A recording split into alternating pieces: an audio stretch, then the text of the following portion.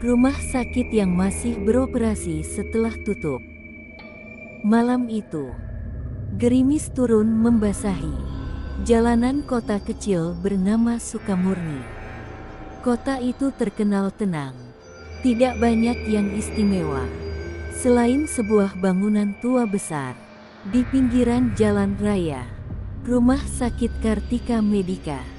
Rumah sakit itu dulunya ramai, menjadi tempat rujukan warga sekitar.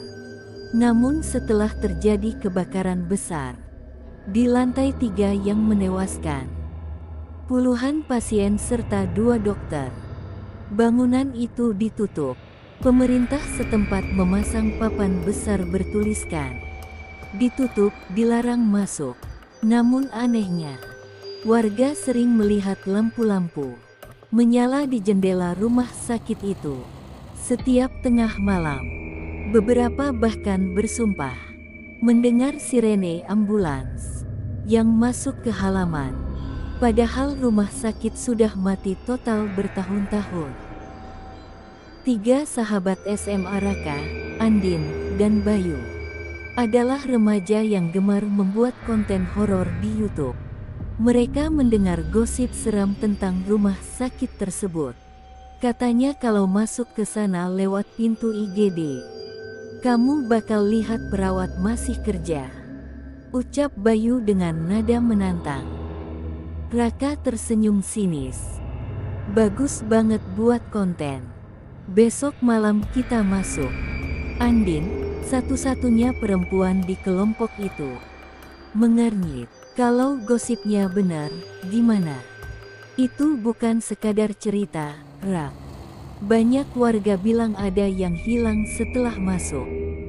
Justru itu, kalau kita bisa rekam, subscriber kita bisa meledak, jawab Raka dengan semangat.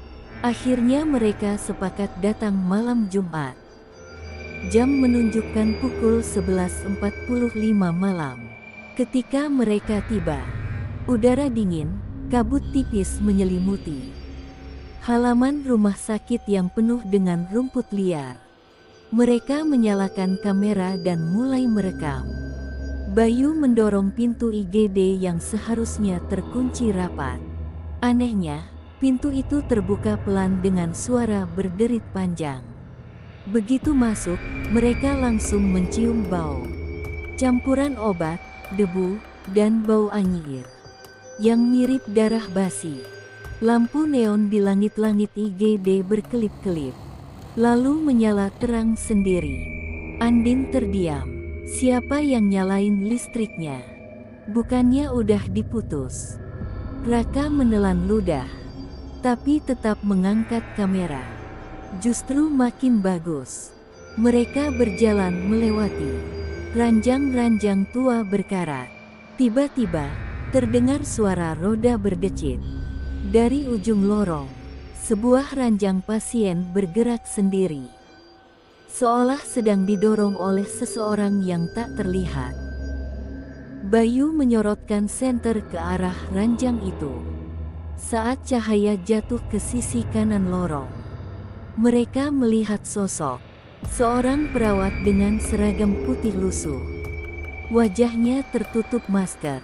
Dia berjalan pelan, seolah tidak melihat mereka, sambil mendorong ranjang itu menuju ruang operasi. "Kau lihat itu?" bisik Bayu gemetar.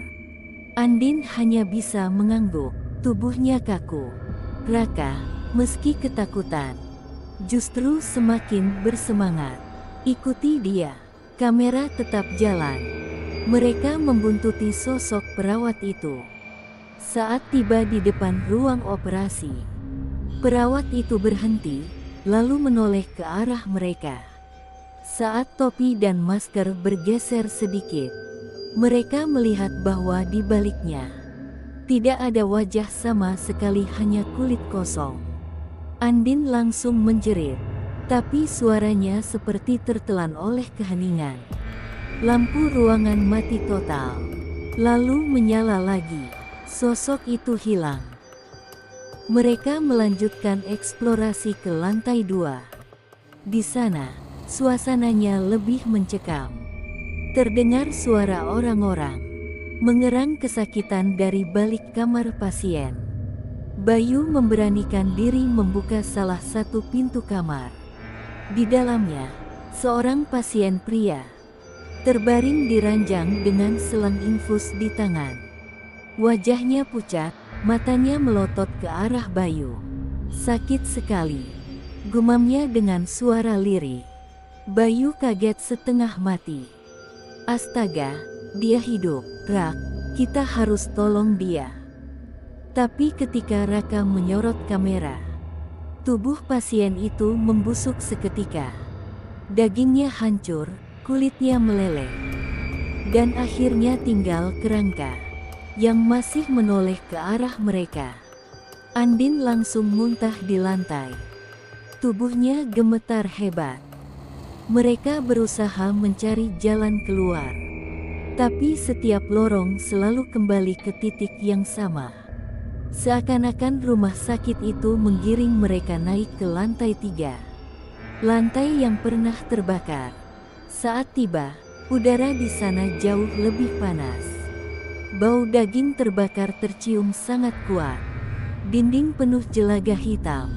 Namun anehnya, ada banyak bayangan pasien duduk di kursi roda, meringkuk, menangis tanpa suara. Tiba-tiba, sprinkler di langit-langit menyemburkan air. Seolah kebakaran terjadi lagi. Dari balik asap tipis, terlihat sosok dokter memakai jas putih. Wajahnya gosong terbakar, namun matanya menyala merah. Dia menatap langsung ke arah kamera Raka dan berkata, "Kalian pasien berikutnya."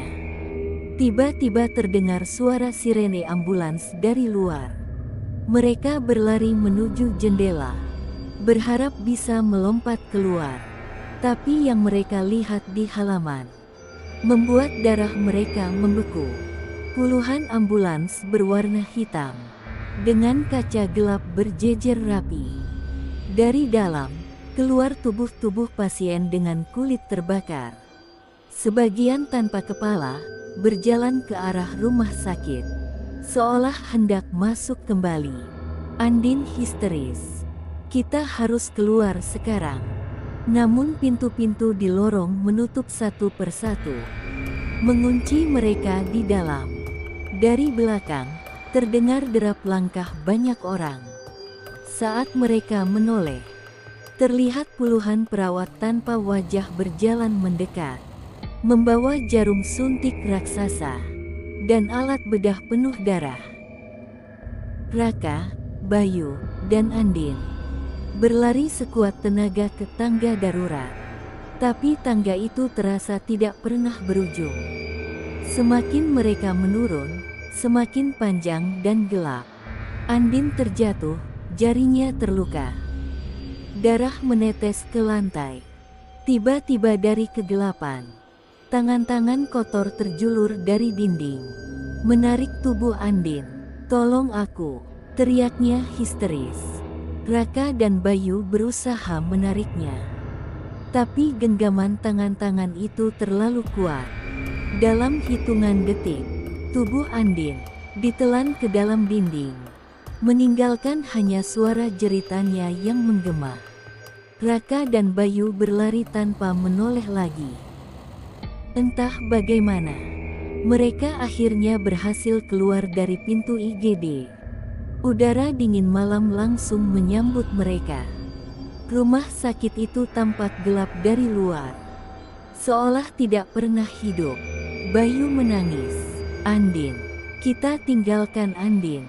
Raka gemetar. Kita lapor polisi. Kita bawa orang ke sini." Namun saat mereka menoleh ke kamera untuk mematikan rekaman, mereka terkejut setengah mati. Di layar kamera, mereka melihat 3 sosok berjalan keluar dari rumah sakit. Raka, Bayu, dan Andin. Padahal, mereka hanya berdua. Sosok Andin di layar itu menoleh ke arah kamera, tersenyum dengan wajah penuh darah, lalu berbisik, Kalian tidak pernah keluar. Keesokan paginya, warga menemukan kamera mereka tergeletak di gerbang rumah sakit. Rekaman itu menyebar luas di internet. Tapi keberadaan Raka, Bayu, dan Andin tidak pernah ditemukan. Hingga hari ini, setiap malam Jumat, lampu rumah sakit itu kembali menyala. Sirene ambulans terdengar. Dan kalau berani mendekat, kadang terlihat 3 remaja sedang merekam vlog di dalam. Meski mereka sudah lama menghilang. Kalau kalian suka cerita ini, jangan lupa subscribe, like, dan share. Supaya makin banyak orang tahu kisah mengerikan tentang rumah sakit yang tidak pernah benar-benar mati.